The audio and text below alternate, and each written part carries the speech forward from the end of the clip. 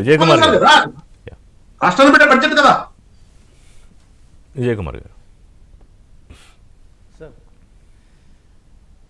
నిన్న స్పీకర్ గారు తమాషా మాట చెప్పారు, 11 11 11 అని.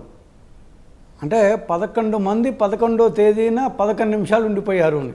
అవును. సో 11 11 11 అని. అంటే నాకు నిన్న చూస్తుంటే నాకు అనిపించింది ఏమంటే, బహుశా ఈ 11 మంది జనగణమన పాడడం మర్చిపోయారేమో, అక్కడ వచ్చేవన్నా జనగణమన మాత్రం వినేసి ఆ మ్యూజిక్ విని గుర్తెచ్చుకొని వెళ్ళిపోయారేమో. ఇంకా అంతకంటే వాళ్ళు ఎందుకు వచ్చారో నాకైతే అర్థం కాలేదు. కేవలం వాళ్ళు వచ్చింది ఏమంటే వాళ్ళ యొక్క పదవి 60 రోజులు రాకపోతే పదవి వెళ్ళిపోతుంది కాబట్టి కేవలం చాలా చీప్గా పదవి కాపాడుకోవడానికి వచ్చారు. సో ఇప్పుడు ఇంకా అనర్హత వేటు లేనట్టేనా? ఆ బాధ ఉండదా ఇంక? ఇప్పుడు తప్పించుకున్నట్టేనా?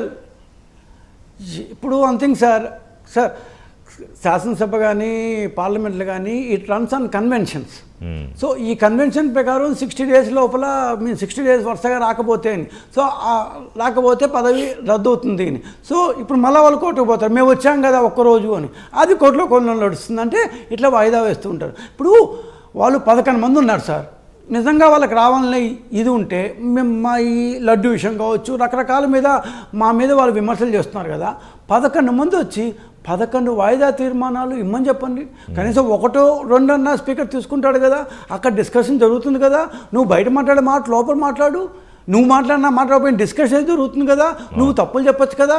అసలు సబ్జెక్ట్ గురించి చెప్పు. మీరు మాట్లాడారా, ఆలోచించారా, బూతులు మాట్లాడడం తప్ప ఏ రోజున పలానా సబ్జెక్ట్ గురించి అంటే ఒక ప్రతిపక్ష పార్టీ పాత్ర వహించాలి. నేను ప్రధాన ప్రతిపక్షం లేకపోతే నేను అధికారంలోకి వచ్చే పక్షం అని ఫీల్ అవుతున్న మీరు 5 సంవత్సరాల పాటు కనీసం ప్రశ్నోత్తరాలు కూడా వేయకుండా అసెంబ్లీని బాయ్కాట్ చేస్తుంటే, చంద్రబాబు గారు బాయ్కాట్ చేశారంటే ఇందాక చలసాని గారు చెప్పినట్టు అత్యంత జగుప్సాకరమైన రీతిలో ఆ రోజు ఆ 2 రోజుల పాటు శాసనసభ జరిగింది. కాబట్టి అంబటి రాంబాబు నుండి అనిల్ కుమార్ యాదవ్ నుండి రకరకాల మంది పేర్లను గుర్తురావట్లే, కానీ ఇష్టం వచ్చినట్టు అతి జగుప్సాకరంగా మాట్లాడారు. కాబట్టి ఆయన ఒక్కడే, అంతేగాని మొత్తం టీడీపీ మొత్తం చేయలేదు దాన్ని బాయ్కాట్.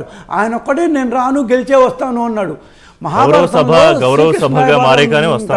ఒకటి ఉంది కదా, ఎగ్జాక్ట్లీ మహాభారతంలో శ్రీకృష్ణ రాయబారంలో ఒకటి ఉంది, సమరము చేయరే బలముశాలిన అంటారు. సో నువ్వు సమరం చేసావు, ఓడిపోయావు, 11 స్థానాలే వచ్చాయి. ఏమాత్రం ప్రజల మీద ఏమాత్రం నీకు ఎంపతి ఉంటే, గౌరవం ఉంటే, రెస్పెక్ట్ ఉంటే వచ్చి కూర్చో. వాళ్ళే సార్ విజయ్ కుమార్ గారు, ఎన్టీ రామారావు గారు కూడా చెప్పండి సార్, సభను బహిష్కరించినప్పుడు ఆయన జరిగిన అవమానం మీద 3 డిప్యూటీ లీడర్స్ పెట్టారు 3 ప్రాంతాల నుంచి. విద్యాధరరావు గారు, మాధవరెడ్డి గారు, తర్వాత అక్కడేమో ముద్దుకృష్ణ నాయుడు గారు. 3 డిప్యూటీ ఫ్లోర్ లీడర్స్ మీరు చేయండి, మీరు పార్టీ మాత్రం పోషించాలన్నారు. అది సో మా బాధ్యతని మేము ఎప్పుడూ విస్మరించలేదు. ఇక్కడ బేసిక్గా ఇప్పుడు చలసాని గారు చెప్పిన తర్వాత ఏమర్థం అవుతుందంటే, తెలుగుదేశం పార్టీ ఎప్పుడు వాళ్ళ బాధ్యతను విస్మరించలేదు. వ్యక్తిగతంగా ఆయనకు ఆ రోజు ఎన్టీఆర్ బాధ వచ్చి ఉండొచ్చు, ఈరోజు వాళ్ళ వైఫ్ అన్నా కాబట్టి చంద్రబాబు గారి బాధ అయినా కానీ వ్యక్తిగతంగా ఉండొచ్చు, కానీ సభ మర్యాద కానీ సభ బాధ్యతలు కానీ విస్మరించలేదు. ఈరోజు జగన్మోహన్ రెడ్డి గారు సభ మర్యాద సంగతి ఆయనకి ఎప్పుడూ అసలు లేదు.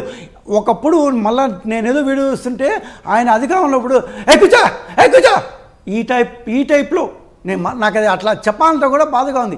ఈ టైప్లో మాట్లాడిన వ్యక్తి ఆయన సభా మర్యాదల మీద, సభ కన్వెన్షన్ కానీ కనీసం బాధ్యత లేదు. ఇవాళ కూడా అలాగే మాట్లాడారు మరి. సో సభ కన్వెన్షన్స్ మీద, ప్రజల మీద.